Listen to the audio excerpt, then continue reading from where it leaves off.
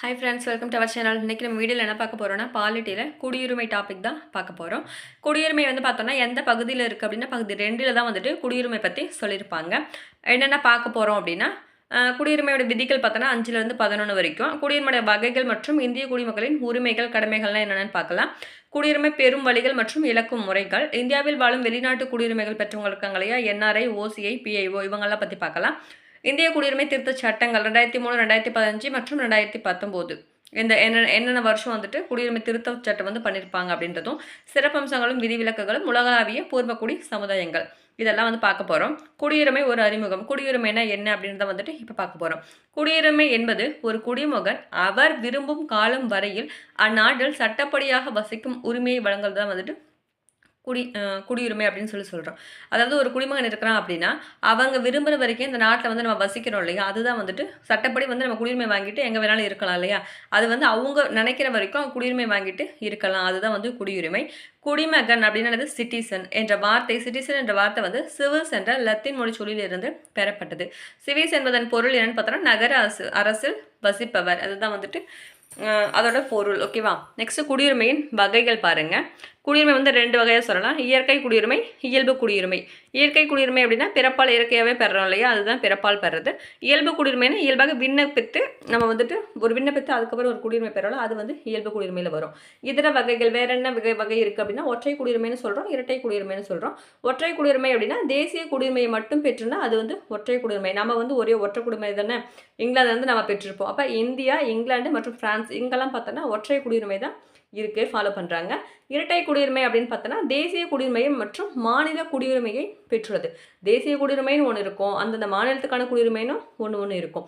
அதை எங்கே ஃபாலோ பண்ணுறாங்க அப்படின்னா அமெரிக்கா, சுவிட்சர்லாந்து அங்கெல்லாம் பார்த்தோன்னா இரட்டை குடியுரிமை. ஓகேவா. இப்போ ஒற்றை குடியுரிமை எக்ஸாம்பிள் பார்த்தோன்னா இந்தியா, இங்கிலாந்து, பிரான்ஸு. இரட்டை குடியுரிமை அமெரிக்கா, சுவிட்சர்லாந்து. இப்போ நாட்டுரிமைனா என்ன, குடியுரிமைனா என்ன? நாட்டுரிமை அப்படின்னு பார்த்தோன்னா பூர்வீகம், பிறப்பு மற்றும் இனம் ஆகியவற்றின் அடிப்படையில் ஒரு குறிப்பிட்ட நாட்டினர் இயல்பாக பெறும் நிலை தான் நாட்டுரிமை. அதாவது நம்ம பூர்வீகமாக இல்லை பிறப்பு இதன் மூலயமா பெறது, இயல்பாகவே பெறதான் நாட்டுரிமை. ஆனால் குடியுரிமை பார்த்தோன்னா சட்ட நடைமுறைகளுக்கு உட்பட்டு ஒரு நாட்டின் அரசாங்கத்தால் தனி ஒருவருக்கு வழங்கப்படுவது. ஆனால் குடியுரிமை அப்படிங்கிறது நீ ஒரே நாட்டில் தான் இருக்கணும் அப்படின்றது கிடையாது. குடியுரிமைங்கிறது நம்ம எங்கேயும் இருக்கலாம், நீ வேற நாட்டுக்கு போனால் அங்கேயும் குடியுரிமை வாங்கிக்கலாம். ஓகேவா. அது வேற. அப்போ நாட்டுரிமை பாருங்க, ஒருவர் தனது நாட்டுரிமையை மாற்றவே முடியாது. ஓகேவா. ஆனால் குடியுரிமை என்ன பண்ணலாம், மாற்றிக்கலாம். இதுதான் மெயின் டிஃப்ரெண்ட்டு. ஒரு நாட்டின் குடிமக்கள் அல்லாதவர்களை 2 வகையினராக நாம் அழைக்கின்றோம். ஒரு நாட்டில் குடிமக்கள் அல்லாதவங்களாம் இருக்காங்க அப்படின்னா அவங்கள 2 வகையாக சொல்கிறோம். என்னென்னு பார்த்தோன்னா ஒன்று அந்நியர், இன்னொன்று குடியேறியவர். அதாவது அந்நியர் அப்படின்னா ஏலியன், குடியேறியவர்னா இமிகிரண்ட். இப்போ அந்நியர்னா யார் அப்படின்னு பார்த்தோன்னா ஒரு நாட்டில் வசிக்கும் குடிமகனாக அல்லாத அனைவருமே அந்நியர் தான். இந்த நாட்டில் இப்போ நம்ம குடிமகனாக நம்ம இருக்கோம், வேறொருத்தவங்க குடிமகனாக இல்லாத வேறொருத்தவங்க இங்கே நம்ம வசிச்சுட்டு இருக்காங்க அப்படின்னா அவங்கள நம்ம என்னென்னு சொல்லுவோம்னா அந்நியர்னு தான் சொல்லுவோம். உதாரணம் எக்ஸாம்பிளுக்கு என்னென்னு பார்த்தீங்கன்னா வெளிநாட்டு சுற்றுலா பயணிகள், வெளிநாட்டு மாணவர்கள்லாம் இங்கே வராங்க இல்லையா, அவங்களாம் யார், அந்நியர். ஓகேவா. ஏன்னா அவங்க குடியுரிமையெல்லாம் பெறலை, வராங்க, சுற்றி பார்த்துட்டு போவாங்க, படிக்கிறதுக்கு வராங்க, அவ்வளோதான். அப்போ அவங்களாம் அந்நியரில் வந்துடுவாங்க. இப்போ குடியேறியவர், இமிகிரண்ட் அப்படி அதுங்களாம் யாருன்னு பார்த்தோன்னா ஒரு நாட்டில் எவ்வித தடையும் இன்றி நிரந்தரமாக வசிப்பதற்கும் பணிபுரிவதற்கும் உரிமையை பெறும் அந்நியர் குடியேறியவர் எனப்படும். ஆனால் இந்த நாட்டில் இப்போ நம்ம நாட்டில் இங்கே வசிப்பதற்கும் இல்லை வேலை செய்யறதுக்காக வராங்க, அதுக்காக குடியுரிமையை பெற்றுட்டு அதாவது குடியேறாங்க இங்கே அதுக்காக குடியேறுவாங்க. அவங்க இங்கேயே குடியேறுறாங்க. அவங்க சுற்றுலா பயணிகள், வெளிநாட்டவர் அவங்களாம் வந்துட்டு போயிடுவாங்க. குடியேறியவர் அப்படின்னா அங்கேருந்து இங்கேவே குடியேறிடுவாங்க, அங்கேருந்து இங்கே குடியேறிடுவாங்க. சரியா. இங்கேவே நிரந்தரமாக தங்கலாம், இல்லை வேலை செய்யணுனாலும் செய்யலாம், எல்லாமே பண்ணலாம். அவங்க தான் குடியேறியவர், அங்கேருந்து இங்கே குடியேறினவங்க. நெக்ஸ்ட் இந்திய அரசியலமைப்பின் குடியுரிமை. இந்தியாவில் குடியுரிமை இங்கிலாந்து அரசியலமைப்பிலிருந்து பெறப்பட்டது. இந்தியாவோட அதாவது இந்தியா இந்த குடியுரிமை அப்படின்றது எங்கேருந்து நம்ம பெறப்பட்டோம் அப்படின்னா இங்கிலாந்துலேருந்து தான் பெறப்பட்டது. இந்திய குடியுரிமை ஒற்றை குடியுரிமை. இது பகுதி 2ல் இருக்குது. 5லேருந்து 11 வகை, 5லேருந்து 11 வரைக்கும் அந்த ஆர்டிக்கல் குறிப்பிடப்பட்டிருக்கிறது தான் இந்த குடியுரிமை. குடியுரிமை என்ற சொல்லுக்கு அரசியலமைப்பு சட்டத்தில் எங்கும் வரையறைப்பை தரவேப்படலை. குடியுரிமை அப்படின்னா என்ன அப்படின்றது அரசியலமைப்பு சட்டத்தில் எங்கேயுமே ஒரு வரையறை எக்ஸ்ப்ளனேஷன் கொடுக்கல. சரியா. அரசியலமைப்பு அமலுக்கு வரும்பொழுது யார் யார் இந்திய குடிமக்களாக இருப்பர் என்பதை மட்டுமே கூறுகிறது. குடியுரிமை பெறுவது மற்றும் இழத்தல் வழிமுறைகளை பற்றி எதுவுமே வந்து குறிப்பிடல. அரசியலமைப்பு அமலுக்கு வரும்போது என்ன பண்ணுச்சுன்னா குடிமக்களாக இருப்பர் வந்துட்டு அதாவது யார் யார் வந்து இந்திய குடிமக்களாக இருப்பாங்க அப்படின்றத சொல்லியிருப்பாங்க. ஆனால் குடியுரிமை பெறது மற்றும் எப்படிலாம் இழக்கலாம் அப்படின்ற வழிமுறையெல்லாம் வந்துட்டு சொல்லலை. நாடாளுமன்றம் வந்து பார்த்தீங்கன்னா 1955 இந்திய குடியுரிமை சட்டத்தை வந்து இயற்றியது. இந்த சட்டம் குடியுரிமை பெறுதல் மற்றும் இழத்தல் வழிகளை பற்றி கூறுகிறது. இந்த சட்டம் தான் வந்து என்ன சொல்லுது அப்படின்னா குடியுரிமை வந்து எப்படி பெறலாம் எப்படி இழக்கலாம் அப்படின்றத வந்து எந்த சட்டம் சொல்லுது அப்படின்னா அந்த 1955 குடியுரிமை சட்டம் தான் வந்துட்டு சொல்லுது. ஓகேவா? இந்தியாவில் உள்ள மக்களை இந்திய குடிமக்கள் மற்றும் அயலாட்டவர் என்றும் 2 வகைப்படுத்தலாம். சொன்ன பாயிண்டே தான் இருக்கும். அடுத்து இந்திய குடிமக்களுக்கு மட்டும் கிடைக்கும் அடிப்படை உரிமைகள்.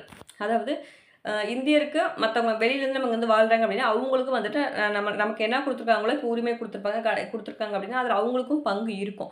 ஆனால் இந்திய குடிமக்களுக்கு மட்டுமே வந்து இருக்கிற அடிப்படை உரிமைகள் வந்து என்னன்னு பார்த்தோன்னா ஆர்டிகல் 15, 16, 19, 29, 30 இந்த 5 தான் வந்து இந்த 5 ஆர்டிகல் மட்டும்தான் இந்திய குடிமக்களுக்கு மட்டுமே கிடைக்க இந்த அடிப்படை உரிமைகள். விதி 15 ஆர்டிகல் 15 என்னன்னு பார்த்தோன்னா சாதி, மதம், இனம் மற்றும் பிறப்பிடம் ஆகியவற்றின் அடிப்படையில் பாகுபாடு காட்டக்கூடாது அப்படின்றதான் வந்துட்டு ஆர்டிகல் 15. இதே ஆர்டிகல் 16 அப்படிங்கிறது பொது பணியில் வந்துட்டு சம வேலை வாய்ப்பு கொடுக்கறதா ஆர்டிகல் 16. இதெல்லாம் வந்து இந்திய மக்களுக்கு மட்டுமே. சரியா? அடுத்தது ஆர்டிகல் 19 அரசியலமைப்பில் வழங்கப்பட்டுள்ள 6 சுதந்திர உரிமைகள். ஆர்டிகல் 19 வந்து கொடுத்துருப்பாங்கல்ல 6 சுதந்திர உரிமைகள். இதெல்லாம் எங்கன்னு பார்த்தோம்னா நம்ம இந்திய மக்களுக்கு மட்டும்தான் வந்துட்டு அந்த உரிமைகள். விதிகள் 29, 30 என்ன சொல்லியிருப்பாங்கன்னா சிறுபான்மையினர் பண்பாடு மற்றும் கல்வி உரிமைகளை பாதுகாக்கிறதும் கல்வி நிறுவனங்களையும் வந்து நம்ம என்ன பண்ணலாம் நடத்திக்கலாம் அப்படின்னு சொல்றது 29, 30 வரும். அப்போ ஆர்டிகல் 15, 16, 19, 29, 29, 30 இந்த 5 ஆர்டிகல் தான் வந்துட்டு இந்திய குடிமக்களுக்கு மட்டுமே கிடைக்கக்கூடிய அடிப்படை உரிமைகள். ஓகேவா? இந்திய குடிமக்களுக்கு மட்டும் கிடைக்கும் மற்ற உரிமைகள் என்னன்னு பார்த்தோன்னா குடியரசுத் தலைவர், துணை குடியரசுத் தலைவர் மற்றும் ஆளுநர், உச்சநீதிமன்ற நீதிபதி, உயர்நீதிமன்ற நீதிபதி மற்றும் அட்டார்னி ஜெனரல் போன்ற பதவிகளில் இந்திய குடிமக்கள் மட்டுமே என்ன பண்ண முடியும் அப்படின்னா அமர இயலும். இந்த மாதிரி பதவிகளை பார்த்தோம் அப்படின்னா நம்ம இந்திய குடிமக்கள் மட்டும்தான் வந்துட்டு அமர முடியும். அதுவும் வந்துட்டு நமக்கான உரிமைகள் தான். நாடாளுமன்றம் மற்றும் மாநில சட்டமன்றங்களில் உறுப்பினராகும் தகுதியும் உறுப்பினர்களை தேர்ந்தெடுப்பதற்கான வாக்குரிமையையும் இந்திய குடிமக்களுக்கு மட்டுமே உண்டு. நாடாளுமன்ற உறுப்பினர்கள் சட்டமன்ற உறுப்பினர்களாக இருக்காங்க இல்லையா அவங்கள வந்து உறுப்பினராகும் தகுதியும் அந்த வாக்குரிமை இருக்குல்ல இது எல்லாமே பார்த்தோன்னா இதுவும் என்னதுன்னா இந்திய குடிமக்களுக்கு மட்டும்தான் இருக்கு. இப்போ பாருங்க ஒற்றை குடியுரிமை அப்படின்னா என்னன்னா இந்திய அரசியலமைப்பு சட்டம் நமக்கு ஒற்றை குடியுரிமை தான் வந்துட்டு வழங்குது.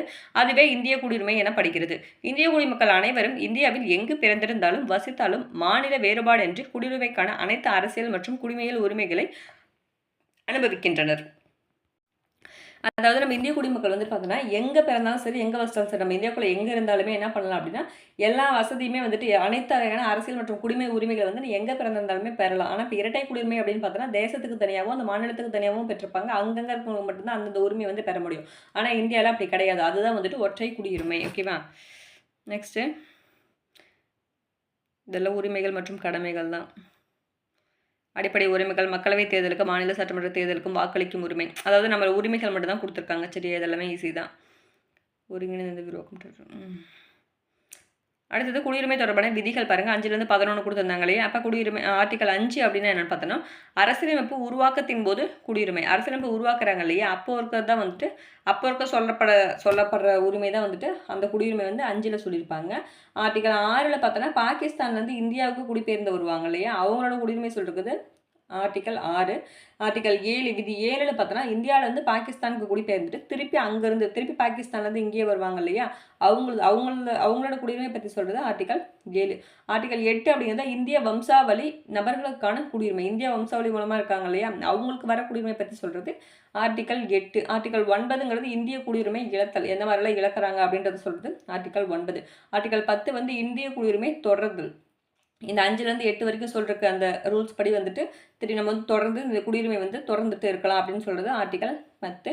ஆர்டிகல் 11 பார்த்தோன்னா குடியுரிமையை ஒழுங்குபடுத்தி சட்டமியற்றும் அதிகாரம் பாராளுமன்றத்துக்கு உள்ளது அப்படின்னு சொல்கிறது ஆர்டிகல் 11. நம்ம குடியுரிமையை பற்றி அந்த சட்டமியற்றும் அதிகாரம் வந்து பார்லிமெண்ட்டுக்கு தான் இருக்குது அப்படின்னு சொல்கிறது வந்து அது வந்து பார்த்தோன்னா ஆர்டிகல் 11ல் வந்துடும். ஓகேவா? இதில் முக்கியமானது அதே தான் திருப்பி கீழே எக்ஸ்ப்ளனேஷன் பெருசாக கொடுத்துருப்பாங்க. நெக்ஸ்ட் பாருங்க, குடியுரிமை பெறும் முறைகள். குடியுரிமை வந்துட்டு எத்தனை முறையில் பெறலாம் அப்படின்னா 5 முறையில் வந்து பெறலாம். நான் 3 முறையில் வந்து இழக்கலாம். குடியுரிமை பெறும் வழிகள் என்னென்னு பார்த்தோன்னா 5. ஒன்று வந்து பிறப்பின் மூலம், இன்னொன்று மரபு வழி, பதிவு செய்தல், இயல்புரிமை, பிரதேச இணைப்பு. இந்த 5 வகையான மூலமாக என்ன பண்ணலாம் அப்படின்னா குடியுரிமை வந்துட்டு பெறலாம். ஃபர்ஸ்ட் வந்து பார்த்தோம் அப்படின்னா பிறப்பின் வழியாக பை பர்த். ஜனவரி 26 ஜனவரி 26 1950, ஜூலை 1 1987 வரை இந்தியாவில் பிறக்கும் குழந்தையின் பெற்றோர் எந்த நாட்டை சார்ந்தவராக இருந்தாலும் சரி குடியுரிமை வழங்கப்பட்டாங்க. ஓகேவா? அதாவது 1950 1987 வரைக்கும் இந்த ஜூலை 1 டேட் ஞாபகம் வச்சுக்கோங்க. அது வரைக்கும் பார்த்தோம் அப்படின்னா குழந்தை வந்து இங்கே பிறந்தாவே போதும், அவங்களுக்கு குடியுரிமை வழங்கிட்டாங்க. இன்னொன்று பார்த்தோம் அப்படின்னா அந்த 1987 சொல்கிறாங்க இல்லையா, அதில் இருந்து 2004 டிசம்பர் 3 2004 வரைக்கும் இந்தியாவில் பிறக்கும் குழந்தைகள் பெற்றோரில் ஒருவர் வந்து என்ன பண்ணணும் அப்படின்னா இந்திய குடிமகனாக கண்டிப்பாக இருக்கணும். அதுக்கு முன்னே வந்து அப்படிலாம் பெற்றோர் அந்த மாதிரிலாம் கிடையாது. குழந்தைங்க இங்கே பிறந்தாவே என்னது, அவங்க இந்திய குடிமகன் தான். அதுக்கப்புறம் அந்த 87க்கு அப்புறம் பார்த்தோன்னா 2004 வரைக்கும் பெற்றோரில் ஒருத்தர் வந்து என்ன பண்ணணும், இந்திய குடிமகனாக இருக்கணும் அப்படின்னு சொல்லியிருப்பாங்க. அடுத்தது அதே டிசம்பர் 3 2004க்கு பிறகு பார்த்தோன்னா இந்தியாவில் பிறக்கும் குழந்தைகள் பெற்றோர்கள் வந்து ஒருவர் வந்து இந்திய குடிமகனாக இருக்கணும். இன்னொருத்தர் வந்து பார்த்தோன்னா சட்ட விரோதமாக இந்தியாவிற்குள்ளே வந்து உள்ளே வந்தவங்களாம் இருக்கக்கூடாது, இந்தியாவிற்குள்ள இடம்பெயராதவராகவும் இருக்க வேண்டும் அப்படின்னு சொல்லிட்டு 3 கண்டிஷன் போட்டிருக்காங்க. இதன்படி தான் பிறப்பின் வழியாக வந்துட்டு குடியுரிமை பெற முடியும். பாயிண்ட்ஸ் பாருங்கள். இந்தியாவில் தேசிய அடையாள அட்டை, இந்த ஆதார் கார்டு எப்போ வந்து கொடுத்துறாங்க அப்படின்னா 2009 ஜனவரி 28 தான் வந்துட்டு வழங்கப்படுகிறது. இந்தியாவிற்கு நியமிக்கப்பட்ட வெளிநாட்டு தூதுவர்களின் குழந்தைகளுக்கு பிறப்பால் குடியுரிமை வழங்கப்பட மாட்டாது. பிறப்பால் அவங்களுக்கு, அதாவது இந்தியாவிற்காக நியமிக்கப்பட்ட வெளிநாட்டு தூதுவர்கள் இருக்காங்க இல்லையா, அவங்களோட குழந்தைகள் தான் பிறப்பால் வந்து குடியுரிமை வழங்க முடியாது. நம்ம எதிரி நாட்டு குழந்தைகளுக்கும் பிறப்பால் குடியுரிமை வழங்க முடியாது. எதிரி நாட்டுக்கும் வழங்க முடியாது, வெளிநாட்டு தூதுவர்களுக்காகவும் அவங்களோட குழந்தைகளுக்கும் பிறப்பால் வந்துட்டு குடியுரிமை வழங்க முடியாது. நெக்ஸ்ட் மரபு வழி. மரபு வழியில் பார்த்தோம் அப்படின்னா ஜனவரி 26 1950 டிசம்பர் 10 1992 வரை இந்தியாவிற்கு வெளியே பிறக்கும் குழந்தையின் தந்தை இந்திய குடிமகனாக இருக்க வேண்டும். அதாவது அந்த 1950 1992 வரை பார்த்தோன்னா இந்தியாவிற்கு வெளியே பிறக்குறாங்க இல்லையா, அந்த குழந்தையோட தந்தை வந்து என்ன பண்ணணும் அப்படின்னா இந்திய குடிமகனாக இருந்துச்சு அப்படின்னா மரபு வழியில் அவங்க குடியுரிமையை வாங்கலாம். இதே டிசம்பர் 3 2004க்கு பிறகு இந்தியாவுக்கு வெளியே பிறக்கும் குழந்தைகள் பெற்றோர் என்ன பண்ணணும் அப்படின்னா இருவருமே இந்திய குடிமகனாக இருக்க வேண்டும். ஓகேவா? முக்கியமான பாயிண்ட் மட்டும் பார்த்துக்கோங்க. அதேமாதிரி குழந்தை பிறந்த தேதியிலிருந்து 1 வருடத்திற்குள் இந்தியாவிற்கான வெளியுறவு தூதரகத்தில் பதிவு செய்தல் வேண்டும். இது ரொம்ப முக்கியமானது. ஓகேவா? குழந்தை பிறந்த தேதியிலிருந்து 1 வருடத்திற்குள் இந்தியாவிற்கான வெளியுறவு தூதுவரத்தில் என்ன பண்ணணும் அப்படின்னா பதிவு பண்ணணும். குழந்தை பிறந்த 1 வருடத்திற்குள் பதிவு செய்யவில்லை எனில் இந்திய வம்சாவளி குடிமகனாக வர முடியாது. ஓகேவா? வம்சாவளி குடிமகனாக கூட வந்துட்டு இந்த இந்திய வம்சாவளி குடிமகனாக வந்து மாற முடியாது. மத்திய அரசு அனுமதியுடன் இந்திய குடியுரிமையை பெற்றுக்கொள்ளலாம். அடுத்தது பதிவு செய்தல். ரெஜிஸ்ட்ரேஷன் மூலமா எப்படி வாங்கலாம் அப்படின்னா இந்திய குடிமக்களை திருமணம் செய்யும் அயல் நாட்டவர் மற்றும் காமன்வெல்த் நாடுகளில் வயது வந்தோர்கள் பதிவு செய்தல் மூலமாக இந்திய குடியுரிமை பெறுகின்றனர். அதாவது திருமணம் செஞ்சுக்கிறாங்க இல்லையா, மேரேஜ் பண்ணிக்கிறாங்க, அதன் மூலமாக என்ன பண்ணலாம் அப்படின்னா குடியுரிமை பெறாங்க. அவர்கள் பதிவு செய்வதற்கு முன்னதாக என்ன பண்ணணும் அப்படின்னா 7 ஆண்டுகள் வந்து இந்தியாவில் தங்கியிருக்கணும். 7 வருஷங்கள் தங்கியிருந்தால் மட்டும்தான் நம்ம வந்து இந்த பதிவு செய்தல் மூலமாக வந்து குடியுரிமை பெறலாம். விண்ணப்பிக்கும் தேதிக்கு முன்பு தொடர்ந்து என்ன பண்ணணும்னா தொடர்ந்து 1 வருஷம் என்ன பண்ணணும்னா இந்தியாவில் தங்கியிருக்கணும். நம்ம விண்ணப்பிக்க போகிறோம் அப்படின்னா 1 வருஷமாக தொடர்ந்து நம்ம இங்கே தான் வந்துட்டு குடியிருந்துருக்கணும். அப்போ தான் அந்த குடியுரிமை பெற முடியும். ஓகேவா? அது போதும். அடுத்து இயல்பு குடியுரிமை. இயல்புரிமை மூலமாக வந்துட்டு எப்படி குடியுரிமை பெறலாம் அப்படின்னா வெளிநாட்டினர் ஒருவர் தன்னை குடிமகனாக கோருவது இயல்பு வகை குடியுரிமை என்று அழைக்கப்படுகிறது.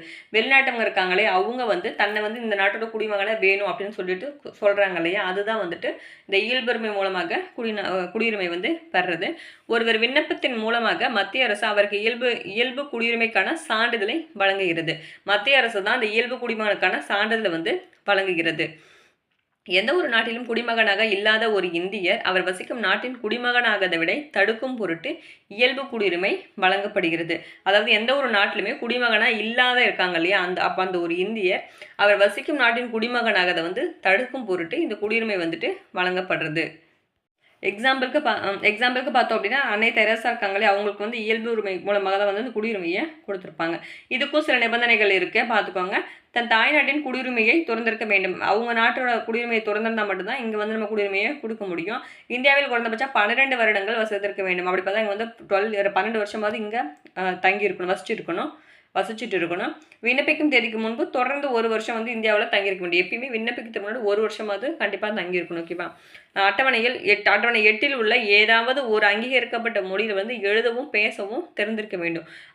அட்டவணை 8 என்னது? மொழிகள் பத்தி சொல்லிருப்பாங்க. 22 மொழிகள் பத்தி சொல்லிருப்பாங்க இல்லையா? அந்த 22 மொழிகள்ல வந்து ஒரு மொழியாவது அதுல இருக்க மொழிகள்ல ஒரு மொழியை எழுதவும், பேசவும் தெரிஞ்சிருந்தா மட்டும் தான் இந்த குடியுரிமை வந்துட்டு பெற முடியும். நெக்ஸ்ட் வந்து பிரதேச இணைப்பு மூலமாக குடியுரிமை எப்படி பெறாங்க அப்படின்னு பார்க்கலாம். ஒரு வெளிநாட்டு பகுதியை இந்தியாவின் ஒரு பகுதியாக இணைக்கும் பொழுது அரசாங்கம் அப்பகுதி மக்களை இந்திய குடிமக்களாக அங்கீகரித்து அரசிடத்தில் உத்தரவு வெளியிட வேண்டும். வேற ஒரு பிரதேச இணைவு அப்படின்னா, இப்போ இங்கே இருக்கிற இடத்த நம்ம அங்கே பங்களாதேஷ் கொடுத்தப்ப பங்களாதேஷில் இருக்கிற இடத்த இங்கெல்லாம் வாங்கிட்டோம் இல்லையா? அந்த மாதிரி அந்த பிரதேச இணைவுன்னா அங்கே இருக்கிற இடத்த வந்து நம்ம இடத்துல சேர்த்துக்கிறோம் அப்படின்னா அதன் மூலமாக வர மக்களுக்கும் நம்ம என்ன பண்ணணும் அப்படின்னா இந்திய குடிமக்களாகவே அங்கீகரித்து அவங்களுக்கு வழங்க வேண்டும். அந்த உத்தரவு வந்து வெளியிடணும் அப்படின்னு சொல்கிறாங்க. எடுத்துக்காட்டு பார்த்தோம் அப்படின்னா பாண்டிச்சேரி மக்களுக்கு 1962 இந்திய குடியுரிமை வழங்கி ஆணை பிறப்பித்தது. பாண்டிச்சேரி அப்போ தான் இந்தியாவோட இணைஞ்சாங்க 1962. அப்போ வந்து பார்த்தோன்னா அங்கே இருக்க மக்கள் எல்லாம் இங்கே வந்துடுவாங்கல்ல, அப்போனா அவங்களுக்கு இந்திய குடியுரிமை வந்துட்டு வழங்கிட்டாங்க. குடியுரிமை இலக்கு முறைகள் பார்த்தோன்னா 3, பெரும் முறைகள் தான் 5, இலக்கு முறைகள் வந்து 3. ஒன்று வந்து துரத்தல், இன்னும் முடிவுக்கு கொண்டு வருதல், இன்னொன்று நீக்குதல். இது 3 வகையில் வந்துட்டு குடியுரிமை வந்து இழக்கலாம். ஃபர்ஸ்ட் வந்து துரத்தல். குடியுரிமை தானாக முன் வந்து துறப்பது மூலமாக வந்துட்டு குடியுரிமை வந்து வேண்டாம் அப்படின்னு சொல்லிட்டு திறந்துருவாங்க.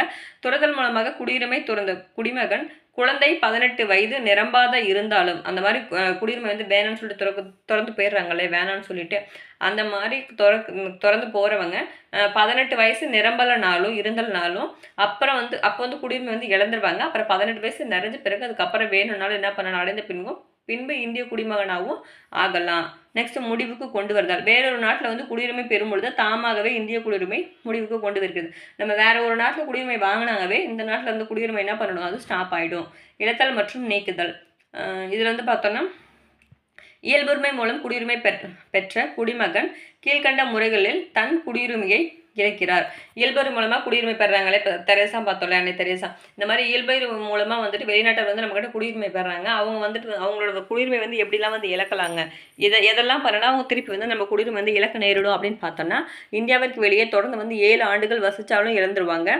மோசடி செய்து குடியுரிமை பெற்றவங்க குடியுரிமை இழந்துருவாங்க. தவறான பிரதிநிதித்துவம் தந்தவர், உண்மைகளை மறைத்தவர், இந்த மாதிரி பொய் சொல்லிட்டுலாம் ஜாயின் பண்ணுறாங்களே அவங்க, எதிரி நாடுகளுடன் வாணிபம் செய்தவர், இவங்கெல்லாம் வந்துட்டு அந்த குடியுரிமை வந்துட்டு இழந்துருவாங்க. 2 ஆண்டு காலத்திற்கு சிறை தண்டனை பெற்றவர் என்பதை மத்திய அரசு கண்டறிந்து அவர் குற்றம் புரிந்தவர் என நிரூபிக்கப்பட்டால் மத்திய அரசு அவரது குடியுரிமையை என்ன பண்ணும், இழக்க செய்யும். அடுத்து பாருங்க, நாடாளுமன்றம் 1955 இந்திய குடியுரிமை சட்டத்தை இயற்றியது. இந்த சட்டம் 9 முறை திருத்தம் செய்யப்பட்டது. கடைசியாக திருத்தப்பட்ட சட்டமே நடைமுறையில் இருக்கும். ஃபர்ஸ்ட் இந்த சட்டம் எப்போ வந்துச்சு, 1955 வந்துச்சு. அதுக்கப்புறம் வந்து 9 முறை வந்து என்ன பண்ணியிருப்பாங்க அப்படின்னா திருத்தம் பண்ணியிருப்பாங்க. நம்ம 9 முறை திருத்தம் பண்ணியிருந்தாலும் இந்த கடைசியாக பண்ணுற திருத்தம் தான் என்ன ஆகும் அப்படின்னா எப்பயுமே நடைமுறையில் திருத்தம் பண்ண அப்டேட் ஆக அடுத்து என்ன சொல்கிறாங்களோ அதுதான் நடைமுறையில் இருக்கும். அப்போ கடைசியாக சொன்னது தான் வந்துட்டு நடைமுறையில் இருக்கும். கடைசியாக எப்போ திருத்தம் பண்ணியிருப்பாங்க அப்படின்னா 2019 திருத்தம் பண்ணியிருப்பாங்க. எப்பப்போன்னு பாருங்கள், அது 9 வருஷம் 1957, 60, 85, 86, 92, 2003, 2005, 2015, 2019 இந்த 9 வருஷத்துல தான் இந்த குடியுரிமை சட்டத்தை வந்துட்டு திருத்தம் மேற்கொண்டிருப்பாங்க. இந்தியாவில் வசிக்கும் வெளிநாட்டு குடியுரிமை பெற்றவர்கள், அதாவது இதில் 3 பேர் பார்த்தோம் இல்லையா, என்ஆர்ஐ வெளிநாடு வாழ் இந்தியர், அடுத்தது ஓசிஐ, அடுத்தது பிஐஓ. இது 3 பேர் யார் யார் அப்படின்னு பார்க்கலாம். வெளிநாடு வாழ் இந்தியர் அப்படின்னா நான் ரெசிடென்ட் இந்தியன், என்ஆர்ஐன்னு சொல்லுவோம். இந்திய கடவுச்சீட்டினை பெற்று வெளிநாட்டில் வசிக்கும் இந்திய குடிமகன் தான் வந்துட்டு என்ஆர்ஐ அப்படின்னு சொல்லுவோம். நம்ம இந்திய குடிமகன் தான், ஆனால் இந்திய கடவுச்சீட்டினை பெற்று என்ன பண்ணுறாங்க அப்படின்னா வெளிநாட்டில் வசிச்சுட்டு வருவாங்க. அவங்க தான் வந்து வெளிநாடு வாழ் இந்தியர். வெளிநாட்டில் வாழ்கிறாங்க ஆனால் வந்து இந்தியர். 182 நாட்களுக்கு மேலாக வெளிநாட்டில் வசிக்கும் நபரை தான் வந்துட்டு நம்ம அந்த வெளிநாடு வாழ் இந்தியர் அப்படின்னு சொல்கிறோம். எத்தனை நாள்னா 182 நாள். நெக்ஸ்ட் செகண்ட் பாயிண்ட் பாருங்க, ஓசிஐ வெளிநாட்டு குடியுரிமை கொண்ட இந்தியாவில் வசிப்பதற்கான அட்டை வைத்திருப்பவர்கள். வெளிநாட்டு குடியுரிமை பெற்று இந்தியாவில் வசிப்பதற்கான அட்டை பெற்றிருக்காங்களே அவங்க தான் வந்துட்டு OCI, overseas citizen of Indian card holder.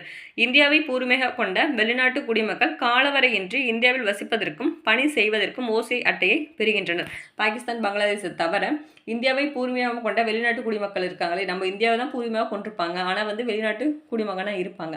அவங்க வந்து பார்த்தோன்னா இந்தியாவிலே தங்கி இருக்கலாம், அங்கேயே தங்கி வசிச்சுட்டும் இருப்பாங்க, வேலையும் செஞ்சுட்டு இருப்பாங்க. அதுக்கான அட்டையை வந்துட்டு இந்த ஓசி அட்டை வந்து வச்சுருந்தாங்க அப்படின்னா அவங்க வந்துட்டு இங்கேயே தங்கியிருக்கலாம், இங்கேயே வேலை செய்யலாம். ஆனால் அவங்க வந்து பாகிஸ்தானோ பங்களாதேஷோ வந்து இல்லாத வேறு நாடாக இருக்கவங்க தான் வந்துட்டு அந்த அட்டை கூட வச்சுருப்பாங்க. இவர்களுக்கு இந்தியாவில் வாக்களிக்கும் உரிமை வந்து கிடையாது, ஆனால் இங்கே தங்கிக்கலாம், வேலை செஞ்சுக்கலாம். அதான் வந்து ஓசிஐ. நெக்ஸ்ட் பார்த்தோன்னா இந்திய பூர்வீக குடியினர், PIO, person of Indian origin. அதாவது இந்திய குடியுரிமை உடைய மூதாதையர்களை கொண்ட வெளிநாட்டில் குடியுரிமை பெற்றிருக்கும் ஒருவர் இந்திய பூர்வீக குடியினர் ஆவர்.